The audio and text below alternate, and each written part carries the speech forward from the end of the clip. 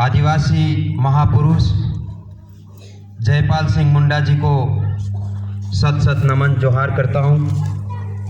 और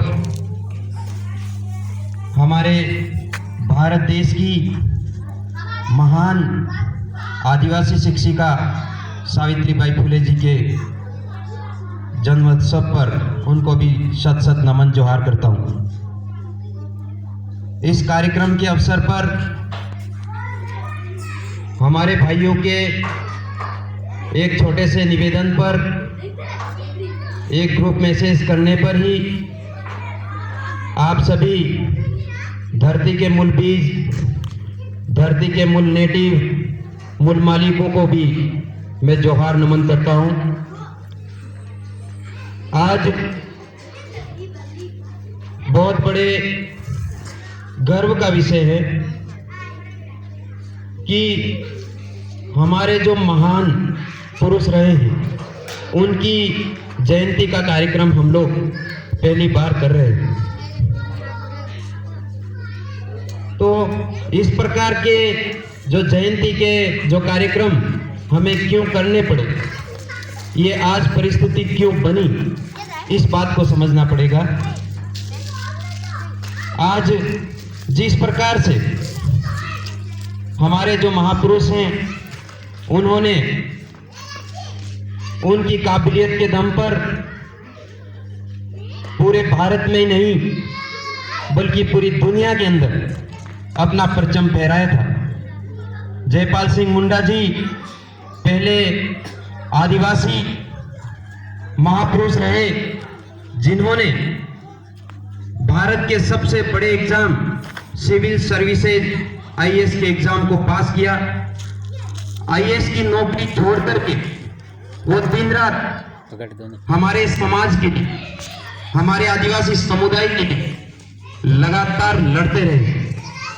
हमारे समाज के लिए उन्होंने यही बोला कि सिर्फ और सिर्फ हम आदिवासी हैं, आदिवासी के अलावा हमें कोई मंजूर नहीं, सिर्फ हम लोग आदिवासी हैं।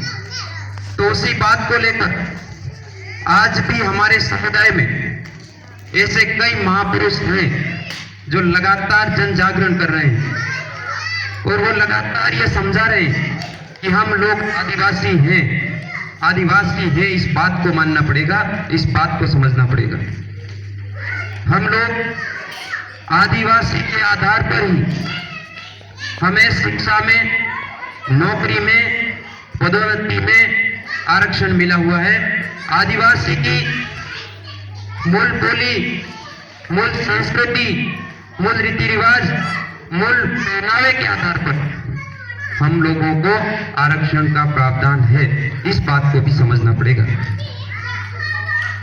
आदिवासी है, इस बात से ही हम लोग वार्ड पंच से लगाकर सरपंच, एमएलए, सांसद बन रहे हैं। इस बात को भी समझना पड़ेगा। ये इसलिए जरूरत महसूस हुई, मैं भी पहली बार जनप्रतिनिधि बना। जनप्रतिनिधि बनना तो वो मैं आदिवासी हूं और एसटी का प्रमाण पत्र है, इसलिए मैं बना। तो हमें हमारे आदिवासियों के जो पूरा संविधान बना हुआ है, तो संविधान में हमारे को जितने प्रावधान मिले हुए उसकी बात करनी पड़ेगी कि नहीं करनी पड़ेगी? करनी पड़ेगी कि नहीं करनी पड़ेगी? हमारे आदिवासियों का पूरे संविधान के अंदर 395 अनुच्छेद बने हुए हैं। उस 395 अनुच्छेद के अंदर 67 आर्टिकल हमारे लोगों के फेवर में बने हुए हैं। टोटल 12 अनुसूची है, जिसमें 5वीं और 6वीं अनुसूची हमारे लोगों के लिए है।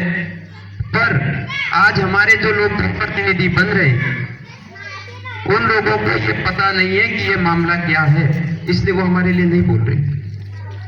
कोई बहुत बड़ा इस इलाके का दिग्गज नेता 2-3 दिन पहले मेरे से बहस करता है, तो मैं कहता हूं कि हमारे आदिवासियों के ये अधिकार लागू होंगे। मैं बोलता अनुच्छेद 13(3) के आधार पर हमारे को स्वायत्ता शासन का अधिकार मिलेगा। मैं बोलता हूं आर्टिकल 244(13) की खंडिका के आधार पर जल, जंगल, जमीन पर हमारा मालिकाना हक होगा। तो वो आदमी बोलता है, जनरल का आदमी उसके पास बैठा होता है, वो बोलता है कि साहब ये लागू हो सकता है क्या? तो वो आदमी उसको बोलता है कि कभी नहीं हो सकता है। तो हमारा आदमी जनरल वाले को ये बोल रहा है कि कभी नहीं हो सकता। फिर मैं उनको बोलता हूं कि साहब आप ही लोग हमें नक्सलवादी बोल रहे हो, हम लोग नक्सलवादी कैसे हुए, इसका हमें पूरी परिभाषा बताइए। वो कुछ नहीं बताता, केवल हंसता है। फिर मैं बोलता हूं, आप जब जनप्रतिनिधि बने तब आपने शपथ क्या ली? फिर मैंने उनको बताया, मैं पहली बार बना इसलिए मुझे याद है। मैंने शपथ ली थी, उस समय बोला था कि मैं भारत के संविधान के प्रति सच्ची निष्ठा रखूंगा, विधि द्वारा स्थापित सभी कर्तव्य का निर्वहन करूंगा। ऐसा मुझे बुलवाया गया। तो भारत के संविधान बना हुआ है, भारत का शासन बना हुआ है, भारत की विधि बनी हुई है, उसका उल्लंघन करने वाले ये लोग देशद्रोही हुए कि नहीं हुए, इस बात को बताना पड़ेगा कि नहीं बताना पड़ेगा? ये लोग लगातार तरीके से हमारे आदिवासी भाइयों के अस्तित्व को खत्म करना चाहते हैं, हमारे आदिवासी के नाम को खत्म करना चाहते हैं।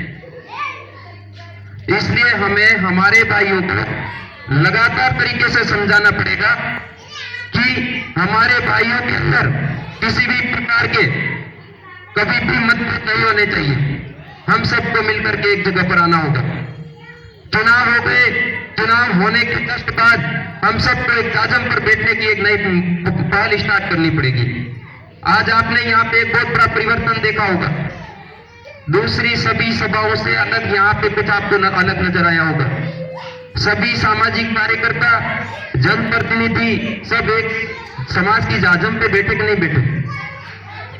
यहाँ किसी व्यक्ति को माला पहनाएगी क्या? किसी व्यक्ति के लिए स्टेज बना क्या? हमारा भाई कितना भी बड़ा होगा, किसी भी प्रकार की नौकरी में होगा, कितना भी बड़ा जनप्रतिनिधि होगा, हमें एक समाज की जाजम पर बैठना होगा और समाज की जाजम पर बैठ करके आपसे मंथन करना होगा। हमारे सभी भाइयों के विचारों का आदान प्रदान करना होगा।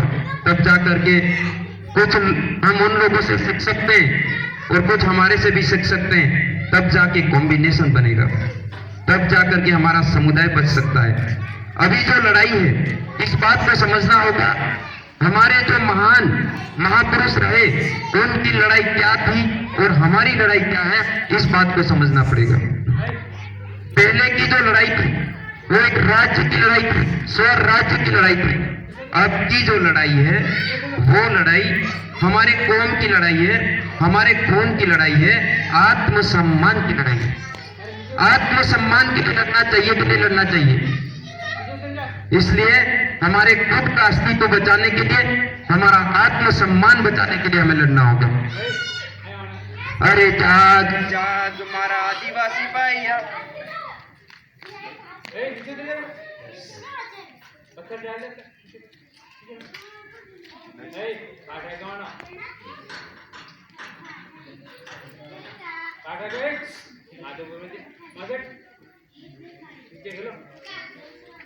अरे ये एक है